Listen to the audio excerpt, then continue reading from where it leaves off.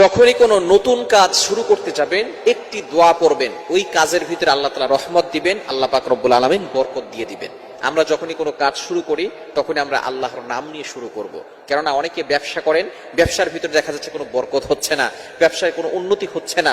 অনেকে ফসল করেন, ফসলে কোনো উন্নতি হচ্ছে না, দেখা যাচ্ছে ফসল নষ্ট হয়ে যাচ্ছে, পোকামাকড় খেয়ে ফেলতেছে। এটাকে বলা হয় বরকত কম হওয়া। অথবা অনেক কষ্ট করেছেন কিন্তু সেখানে কোনো বেনিফিট তেমন একটা পান নাই। অথবা আপনি ব্যবসা করছেন, চাকরি করছেন, সেখানে কোনো বরকত পাচ্ছেন না। যখনই আপনি নতুন কোনো কাজ শুরু করবেন তখন আপনি একটি দোয়া করবেন, তাহলে ওই কাজের ভিতরে আল্লাহ তাআলা বরকত দিবেন, আল্লাহ পাক রব্বুল আলামিন রহমত ঢেলে দিবেন।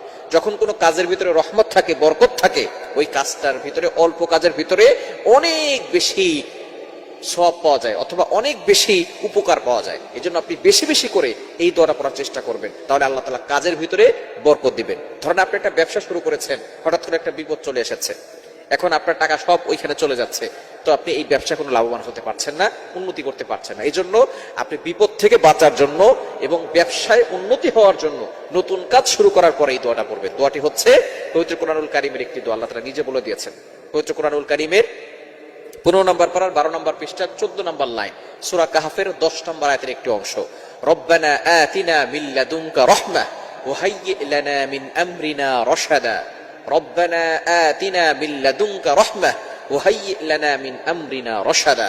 আপনি আল্লাহর কাছে দোয়া করছেন, আল্লাহর দয়া এবং আল্লাহর করুণা চাচ্ছেন। কারণ আল্লাহর দয়া এবং আল্লাহর করুণা দিয়ে যদি আপনি শুরু করেন কোনো কাজ, ওই কাজের ভিতরে আল্লাহ তাআলা বৃষ্টির মতো রহমত নাজিল করেন, ওই কাজের ভিতরে আল্লাহ পাক রব্বুল আলামিন বরকত ঢেলে দেন। এবং যেই কাজের ভিতরে আল্লাহ তাআলা রহমত বরকত ঢেলে দেন, ওই কাজের ভিতরে আপনি উন্নতি হতে পারবেন। দুনিয়ার কোনো মানুষ আপনাকে ক্ষতি করতে পারবে না। অনেকে দেখবেন আপনার কাছের মানুষ আপনাকে ক্ষতি করার চেষ্টা করবে, ব্যবসা যাতে করে উন্নতি করতে না পারেন, সংসার যাতে করে উন্নতি না হয়, আপনার সন্তানরা যাতে করে উন্নতি করতে না পারে। অনেক সময় দেখবেন অনেকেই আপনার কাছের মানুষরা ব্ল্যাক ম্যাজিক, জাদুটোনা, কুফরি কালাম করে আপনাকে ক্ষতি করার চেষ্টা করতে পারে। তখন আপনি এই দোয়াটা পড়লে আল্লাহ পাক রব্বুল আলামিন সকল ধরনের ক্ষতি থেকে আপনাকে হেফাজত করবে। জিন জাতি বলেন এবং মানুষ শয়তান বলেন, জিন শয়তান বলেন, সকল ধরনের দুষ্ট চক্র থেকে আল্লাহ আপনাকে হেফাজত করবেন। রব্বানা আতিনা মিন লাদুনকা রাহমাহ ওয়া হাইয়্যি লানা মিন আমরিনা রাশাদা। রব্বানা আতিনা মিন লাদুনকা রাহমাহ ওয়া হাইয়্যি লানা মিন আমরিনা রাশাদা। এই দোয়াটা লিখে রাখবেন, এটা লিখে রাখবেন এবং সব সময় আল্লাহর কাছে এটা যে কোনো কাজ শুরু করার শুরুতেই আপনি আল্লাহর কাছে এই দোয়াটা করবেন এবং বিসমিল্লাহ বলে কাজ শুরু করবেন। কারণ বিসমিল্লাহর ভিতরে বরকত রয়েছে। যেই কাজের শুরুতে বিসমিল্লাহ বলা হয়, ওই কাজের শুরুতে আল্লাহ পাক রব্বুল আলামিন বরকত দেন।